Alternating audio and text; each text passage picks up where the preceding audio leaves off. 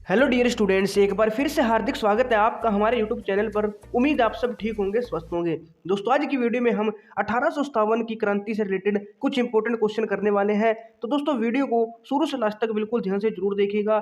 इस वीडियो से दोस्तों आपको बहुत ही ज़्यादा हेल्प मिलने वाली है, क्योंकि दोस्तों इस टॉपिक से रिलेटेड क्वेश्चन बहुत सारे कॉम्पिटेटिव एग्जाम में पूछे जाते हैं। तो दोस्तों, सबसे पहला क्वेश्चन ये रहा आपकी स्क्रीन पर। 1857 ईस्वी के विद्रोह के समय ईस्ट इंडिया कंपनी का गवर्नर जनरल कौन था? या फिर क्वेश्चन ऐसे भी पूछा जा सकता है कि 1857 की क्रांति के समय भारत का गवर्नर जनरल कौन था? तो आपको बताना है दोस्तों इसका सही उत्तर क्या होगा। सबसे पहला दोस्तों लॉर्ड वेलेस्ली, दूसरा दोस्तों लॉर्ड कैनिंग, तीसरा है लॉर्ड डलहौजी और चौथा है दोस्तों लॉर्ड रिपन। तो आपको बताना है 1857 ईस्वी का जो विद्रोह हुआ था, क्रांति हुई थी, उस समय भारत का गवर्नर जनरल कौन था? तो दोस्तों इस क्वेश्चन का राइट आंसर है लॉर्ड कैनिंग, यानी ऑप्शन बी आपका सही उत्तर हो जाएगा। लॉर्ड कैनिंग दोस्तों उस समय भारत का गवर्नर जनरल था। उसके बाद क्वेश्चन नंबर दोस्तों सेकंड, अंतिम मुगल बादशाह कौन था? ये भी दोस्तों एक इंपॉर्टेंट क्वेश्चन है, तो आपसे पूछा जा सकता है अंतिम मुगल बादशाह कौन था? पहला शाह यहाँ पे शाहजहां, औरंगजेब, जहांगीर या फिर बहादुर शाह जफर। तो अंतिम मुगल बादशाह जो कि 1857 की जो क्रांति हुई थी उसके समय भी था, वो कौन था? बहादुर शाह जफर था। ऑप्शन डी आपका सही उत्तर हो जाएगा। उसके बाद दोस्तों क्वेश्चन नंबर दोस्तों थ्री, क्वेश्चन नंबर थ्री है भारत का प्रथम स्वतंत्रता संग्राम कब हुआ? दोस्तों 1857 ईस्वी की जो क्रांति थी, जो विद्रोह था, उसी को भारत का प्रथम स्वतंत्रता संग्राम कहा जाता है। तो 1857 ईस्वी, ऑप्शन सी आपका सही उत्तर हो जाएगा। उसके बाद क्वेश्चन नंबर फोर, 1857 ईस्वी के विद्रोह का राजनीतिक कारण क्या था? और उस समय जो विद्रोह हुआ था उसका राजनीतिक कारण क्या था? पहला यहाँ पे है अंग्रेजों की साम्राज्यवादी नीति, दूसरा है झांसी का विलय, तीसरा है नाना साहिब की पेंशन बंद करना, या फिर सभी। दोस्तों ये सभी जो है राजनीतिक कारण थे 1857 ईस्वी की जो विद्रोह हुआ था उसके। तो नाना साहिब की पेंशन भी बंद कर दी गई थी, झांसी का विलय हो गया था, और अंग्रेजों की जो साम्राज्यवादी नीति है, ये सभी दोस्तों राजनीतिक कारण थे। तो उपरोक्त सभी, ऑप्शन डी आपका सही उत्तर हो जाएगा। उसके बाद question number five, Lord Dalhousie ने धार्मिक अयोग्यता अधिनियम कब पारित किया? लॉर्ड डलहौजी ने कौन सा अधिनियम पारित किया था? धार्मिक अयोग्यता। तो आपको यह भी याद रखना है कि धार्मिक अयोग्यता अधिनियम किसने पारित किया था? लॉर्ड डलहौजी ने। और कब पारित किया था दोस्तों? ये पारित किया था दोस्तों 1850 ईस्वी में। तो तीनों आपको दोस्तों याद रखने हैं। लॉर्ड डलहौजी ने 1850 ईस्वी में धार्मिक अयोग्यता अधिनियम पारित किया था। तो ऑप्शन ए आपका सही उत्तर हो जाएगा। उसके बाद क्वेश्चन नंबर सिक्स, विधवा पुनर्विवाह के लिए कानून कब पास किया? ये भी दोस्तों एक इंपॉर्टेंट क्वेश्चन है। विधवा पुनर्विवाह के लिए कानून कब पास किया गया? 1850 ईस्वी में, 1870 ईस्वी में, 1856 ईस्वी में, या फिर 1902 ईस्वी में? तो दोस्तों विधवा पुनर्विवाह जो इसके लिए कानून पास किया गया वो 1856 ईस्वी में किया गया था। ऑप्शन सी आपका सही उत्तर हो जाएगा। उसके बाद question number seven, Lord Canning ने सामान्य सेवा भर्ती कानून कब पास किया गया? सामान्य सेवा भर्ती कानून कब पास किया गया और किसने किया? आपको याद रखना है लॉर्ड कैनिंग ने। लॉर्ड कैनिंग ने किया था दोस्तों सामान्य सेवा भर्ती कानून पास, और डलहौजी ने किया था धार्मिक अयोग्यता अधिनियम मतलब ये वाला जो पास किया था, पारित किया था अधिनियम। तो अगर बात करें सामान्य भर्ती जो कानून है वो किसने पास किया था? वो किया था दोस्तों लॉर्ड कैनिंग ने। और सन की बात करें कब पास किया था? वो किया था दोस्तों 1856 ईस्वी में। तो दोनों आपको याद रखने हैं। 1856 ईस्वी में सामान्य सेवा भर्ती कानून लॉर्ड कैनिंग ने पास किया था। उसके बाद क्वेश्चन नंबर दोस्तों 8, 1857 ईस्वी के विद्रोह का तत्कालीन कारण क्या था? तत्कालीन कारण कौन सा था दोस्तों यहाँ पे इमीडिएट? तो अवध का विलय था, या पंजाब का विलय, चर्बी वाले कारतूस, या लेप्स का सिद्धांत? तो दोस्तों आपको पता होगा बहुत ही मतलब इंपॉर्टेंट और पॉपुलर क्वेश्चन है, चर्बी वाले कारतूस। ऑप्शन सी आपका सही उत्तर हो जाएगा। चर्बी वाले कारतूस दोस्तों क्या था? तत्कालिक कारण था, तत्कालीन कारण था 1857 ईस्वी के विद्रोह का। 1857 ईस्वी की क्रांति का तत्कालीन कारण थे, तो आपको पता चल गया चर्बी वाले कारतूस। सेम क्वेश्चन है, बी हो जाएगा इसका राइट आंसर। उसके बाद 1857 का जो विद्रोह हुआ था वो कब आरंभ हुआ, कब शुरुआत हुई उसकी? 1857 में तो हुई आपको पता है, लेकिन डेट क्या थी? 15 मई, 31 मई, 10 मई, या फिर 10 जून? दोस्तों मई में हुआ था। और कब हुआ था? 10 मई को। तो 10 मई 1857 ईस्वी को जो 1857 ईस्वी का विद्रोह है, क्रांति, वो आरंभ हुई थी, शुरू हुई थी। तो ऑप्शन सी आपका सही उत्तर हो जाएगा। उसके बाद क्वेश्चन नंबर 11, 10 मई 1857 ईस्वी में किस छावनी से विद्रोह शुरू हुआ था? और दोस्तों जो विद्रोह शुरू हुआ था वो किस छावनी से हुआ था? अंबाला छावनी से, लखनऊ, या मेरठ, या फिर कानपुर छावनी से? तो आपको बताना है किस छावनी से, किस कैंट से विद्रोह शुरू हुआ था। दोस्तों वो हुआ था मेरठ छावनी से शुरू। तो मेरठ आपका सही उत्तर हो जाएगा। उसके बाद क्वेश्चन नंबर 12, पंजाब का ब्रिटिश साम्राज्य में विलय कब हुआ? पंजाब का ब्रिटिश साम्राज्य में विलय कब हुआ? पंजाब को भी दोस्तों ब्रिटिश साम्राज्य में मिला लिया गया? 1848 में, 49 में, 56 में या फिर 1857 ईस्वी में? तो आपको बताना है कौन सा यहाँ पे सही उत्तर है। दोस्तों पंजाब का विलय हुआ था 1849 ईस्वी में, तो ऑप्शन बी आपका यहाँ पे सही उत्तर हो जाएगा। उसके बाद क्वेश्चन नंबर 13, अंग्रेजों ने कुशासन की आड़ में किस राज्य को अधिकार में लिया था? कुशासन की आड़ में किस राज्य को अंग्रेजों ने अधिकार में लिया था? झांसी, सतारा, अवध या फिर हैदराबाद? तो किसको लिया था दोस्तों? अवध को लिया था। आपको याद रखना है अंग्रेजों ने कुशासन की आड़ में अवध राज्य को अधिकार में ले लिया था, तो ऑप्शन सी आपका सही उत्तर हो जाएगा। उसके बाद अवध का अंग्रेजी साम्राज्य में विलय किसने किया था? और दोस्तों कौन था वो जिसने अवध को अंग्रेजी साम्राज्य में मिला लिया था? कौन था? लॉर्ड क्लाइव था, ये लॉर्ड या फिर थॉमस मुनरो, ये लॉर्ड डलहौजी या फिर लॉर्ड हॉर्डिंग? तो दोस्तों इनमें से वो कौन था? लॉर्ड डलहौजी था। डलहौजी ने अवध को अंग्रेजी साम्राज्य में इसको मिला लिया था, इसका विलय कर लिया था। तो आपको याद रखना है डलहौजी, ठीक है ना। उसके बाद क्वेश्चन नंबर 15, 1857 ईस्वी के विद्रोह के समय अवध का शासक कौन था? तो दोस्तों डलहौजी ने तो उसको अंग्रेजी साम्राज्य में विलय किया था इसका, लेकिन अवध का जो शासक था उस समय वो कौन था? कुंवर सिंह था, बहादुर शाह जफर था, वाजिद अली था या फिर नाना साहिब था? दोस्तों अवध का जो शासक था उस समय वो कौन था? वाजिद अली शाह। वाजिद अली शाह उस समय 1857 ईस्वी का जो क्रांति हुई थी, विद्रोह हुई थी, उस समय अवध का शासक था वाजिद अली शाह। तो आपको याद रखना है। उसके बाद बंगाल आर्मी की पौधशाला किसे कहा जाता था? बंगाल आर्मी की पौधशाला, तो बंगाल आर्मी की पौधशाला भी दोस्तों किसे कहा जाता था? अवध को कहा जाता था। ऑप्शन बी आपका सही उत्तर हो जाएगा। उसके बाद 1857 के विद्रोह का आरंभ किस घटना से हुआ था? 1857 का जो विद्रोह हुआ उसकी शुरुआत कौन सी घटना से हुई? तो अभी दोस्तों आपको बताया था चर्बी वाले कारतूस की वजह से ये सारा जो विद्रोह है वो शुरू हुआ था। तो ऑप्शन ए आपका यहाँ पे सही उत्तर हो जाएगा। उसके बाद क्वेश्चन नंबर 18, 10 मई 1857 में किस सैनिक छावनी में विद्रोह हुआ था? तो आपको पता चल गया दोस्तों 10 मई 1857 को जो क्रांति है, विद्रोह है, वो शुरू हुआ था। और कहाँ पे शुरू हुआ था? अभी आपको बताया था मेरठ छावनी से शुरू हुआ था। तो ऑप्शन फर्स्ट वाला आपका यहाँ पे सही उत्तर हो जाएगा। उसके बाद क्वेश्चन नंबर 19, भारत का प्रथम शहीद कौन था? दोस्तों कौन था जो भारत में सबसे पहली बार शहीद हुआ था? तो आपको पता होना चाहिए दोस्तों भारत का जो प्रथम शहीद था वो मंगल पांडे था। और बात करें दोस्तों मंगल पांडे को फांसी कब दी गई?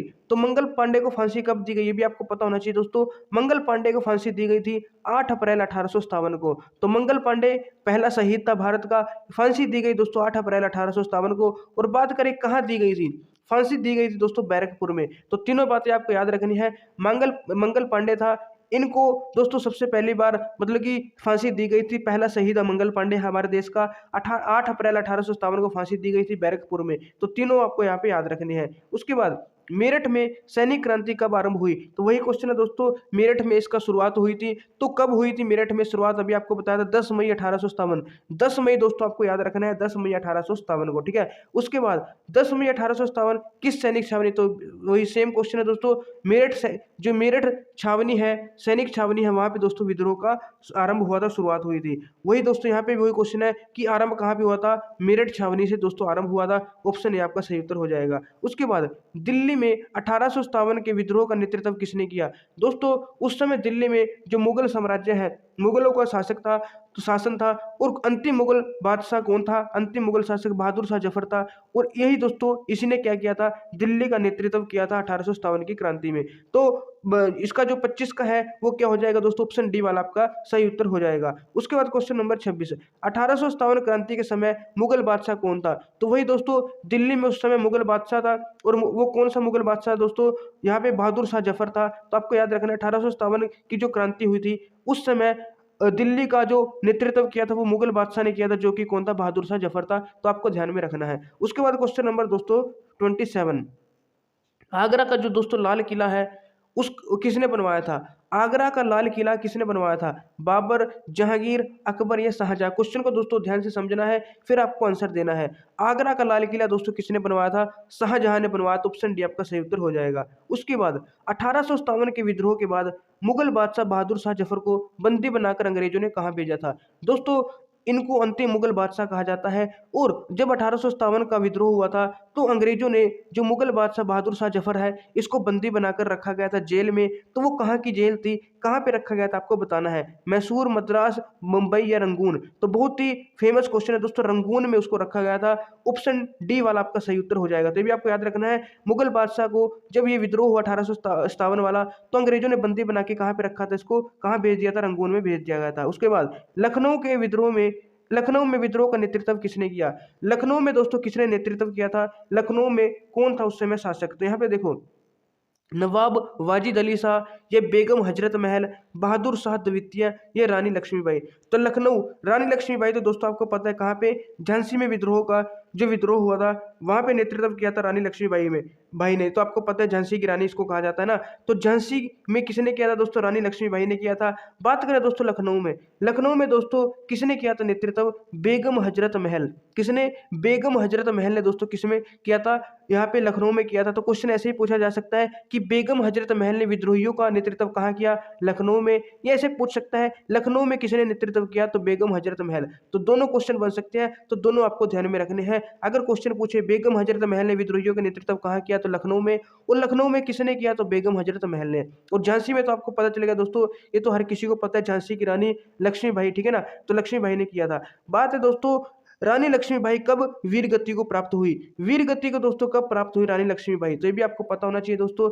ऑप्शन ए है 1857 या 58 या 1860, या इनमें से कोई नहीं। दोस्तों लक्ष्मीबाई है जो, वो 1858 ईस्वी में, 1858 ईस्वी में वीर गति को प्राप्त हुई। तो ऑप्शन बी आपका सही उत्तर हो जाएगा। उसके बाद क्वेश्चन नंबर 33, तांत्या टोपे को फांसी कब दी गई। तांत्या टोपे को दोस्तों फांसी कब दी गई, ये भी आपको बताना है। दोस्तों रानी लक्ष्मीबाई 1858 में ईस्वी में वीर गति को प्राप्त हुई, और उससे नेक्स्ट ईयर 1859 में तांत्या टोपे को भी फांसी दी गई थी। तो ऑप्शन बी आपका यहाँ पे सही उत्तर हो जाएगा। उसके बाद क्वेश्चन नंबर 34, विद्रोही क्या चाहते थे, विद्रोही क्या चाहते थे, हिंदू एवं मुसलमानों में एकता चाहते थे। विद्रोही यानी जो देश के लोग थे वो चाहते थे कि हिंदू और मुसलमान मतलब वो एक हो जाए, फिरंगी राज खत्म हो जाए, वैकल्पिक सत्ता की तलाश चाहते थे। तो तीनों चीजें दोस्तों वो चाहते थे, वो तीनों इनकी मांग थी, यानी उपरोक्त सभी आपका सही उत्तर हो जाएगा। हिंदू मुसलमानों में एकता, फिरंगी राज का खात्मा और वैकल्पिक सत्ता की तलाश, ये तीनों उनकी मांगे थी। तो उपरोक्त सभी आपका सही उत्तर हो जाएगा। 1857 के विद्रोह को